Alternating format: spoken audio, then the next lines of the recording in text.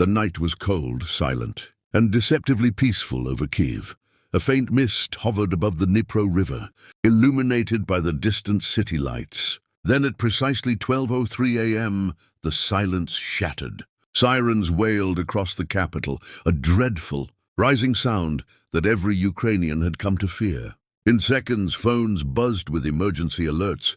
Missile attack detected. Seek shelter immediately. But this time it was different. The radar operators at the Ukrainian Air Command barely had time to react. The incoming signals were erratic, vanishing and reappearing faster than anything they had tracked before. Within moments, the realization struck them. These weren't ordinary missiles. They were hypersonic. Traveling at more than 10,000 kilometers per hour, the projectiles sliced through the upper atmosphere like burning comets, impossible to intercept. A bright flash tore across the eastern sky, followed by a deafening roar that shook windows miles away. Seconds later, another explosion erupted in the city's outskirts. Then another, each one striking with surgical precision. The earth trembled beneath the capital as shockwaves rolled through the night. In residential neighborhoods, families clung to each other in basements, praying as walls quivered. The smell of smoke and burning fuel spread through the air. From Kyiv to Kharkiv, from Odessa to Dnipro, the same story unfolded: massive impacts, power failures, firestorms in the dark. Entire blocks lost electricity, their lights vanishing one by one until only the orange glow of flames remained. At Borispil Air Base, Ukrainian pilots sprinted toward their jets, desperate to launch countermeasures, but their command network had gone silent. Radios buzzed with static. Radar screens blinked out one after another. Somewhere deep within the electronic systems, an unseen force had taken control. The defenders were blind. Far above the chaos, the remnants of the hypersonic missiles split apart into dozens of smaller fragments, each one programmed for a secondary strike. Communication hubs, ammunition depots, and radar towers were obliterated in seconds. By 12:27 a.m., the first wave was over. The city was burning. The night sky glowed red, reflected in the shattered glass of high-rise towers. For the first time since the war began, it seemed that Ukraine had met a weapon it could not stop. As emergency sirens echoed endlessly, Kyiv realized it had just witnessed the dawn of a new kind of warfare, one that moved faster than fear itself. Deep beneath the Kremlin, in a heavily guarded war operations room lined with steel and glowing monitors, the hum of servers filled the air. It was just after 2 a.m. Moscow time. A dozen senior officers stood before an enormous digital map of Eastern Europe, their faces illuminated by cold blue light. Every few seconds, red markers flared across Ukraine, each one signaling another successful strike. The air was heavy with restrained satisfaction. General Sokolov, commander of the aerospace forces, folded his hands behind his back as he watched the data flow. "All hypersonic units report complete mission execution," his aide announced. "Impact confirmation across 6 major targets." The general gave a single nod. "Good. Proceed to blackout phase." In the corner of the room, a single encrypted console pulsed faintly. Its interface displayed no Russian script, only an indecipherable string of symbols and a glowing red emblem that looked like a dragon curling around a sphere. An operator leaned forward. "Comrade General," he said carefully, "the shadow node has connected." Every man in the room went silent. The shadow node wasn't part of any Russian system. It was a secure link to a secret ally. For months, only a handful of Kremlin insiders had known of its existence.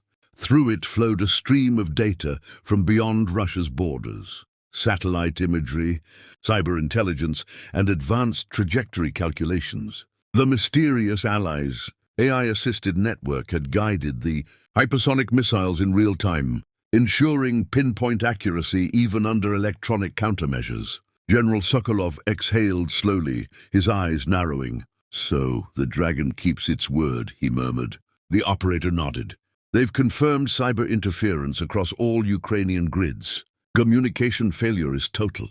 The Kremlin's digital walls flickered with live feeds.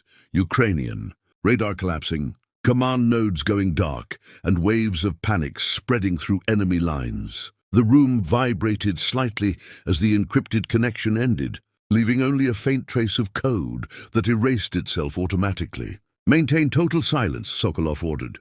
"No acknowledgement, no transmission." He turned to the massive map again, now covered with dim red embers, representing destroyed targets. "Tonight, gentlemen," he said in a low voice, "history bends." As the men stood in rigid formation, Moscow above them slept quietly, unaware that a secret alliance had just altered the balance of global power. Somewhere in the east, the dragon emblem glowed once more, then vanished into the digital void. Beneath the city of Lviv, in a cold concrete bunker buried under meters of reinforced earth, Ukraine's top military commanders gathered around a flickering digital map. The walls trembled faintly with each distant explosion, dust falling from the ceiling like snow. Generators hummed in the corner, struggling to keep the lights alive. General Mykola Kovalenko stood at the head of the table, his face pale and drawn.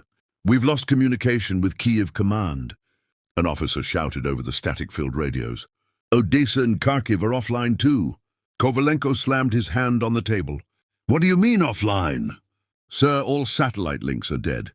GPS is scrambled. The main uplink servers were hit 10 minutes ago." The young lieutenant swallowed hard.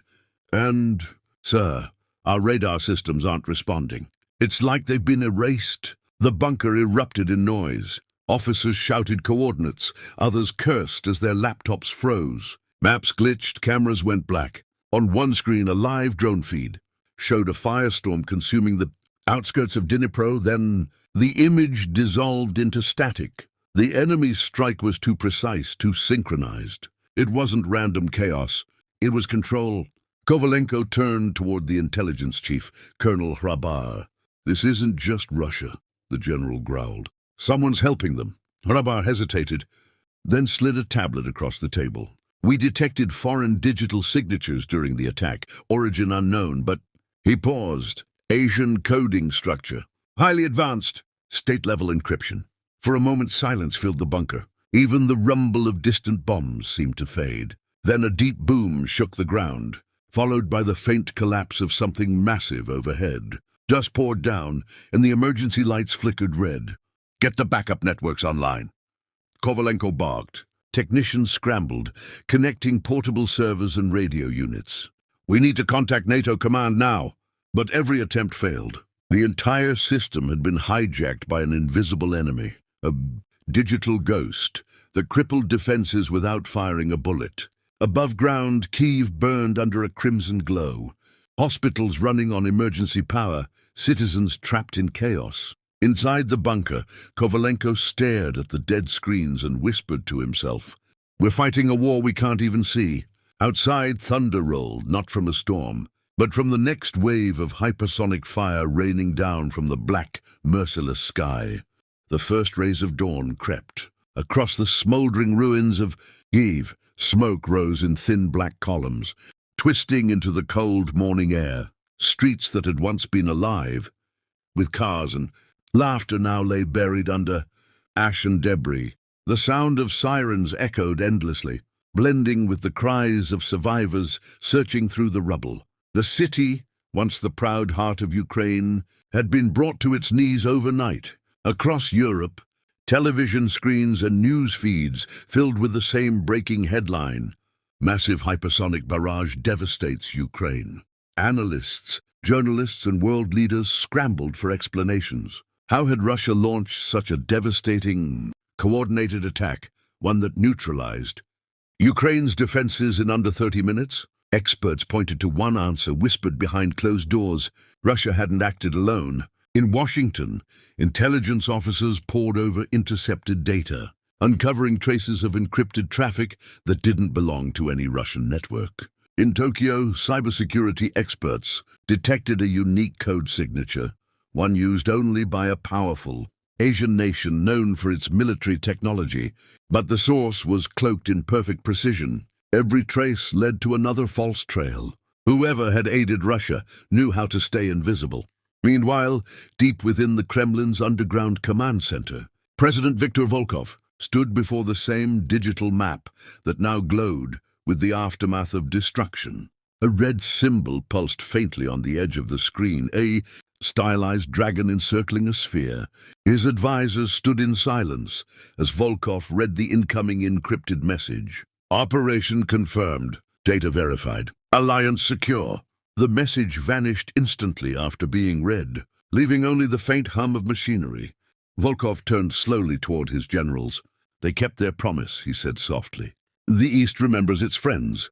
Outside the bunker, the rising sun reflected off Moscow's golden domes, but the light did little to warm the cold reality beneath. The world order had changed. A new axis of power, born not from treaties or diplomacy, but from technology, secrecy, and war, had emerged in the shadows. As the news spread and panic rippled through global capitals, one thing became clear. The battlefield of the future would no longer be fought with soldiers and tanks, but with code, speed, and silence. And somewhere in the east, the dragon watched, quiet, patient, and ready to strike again.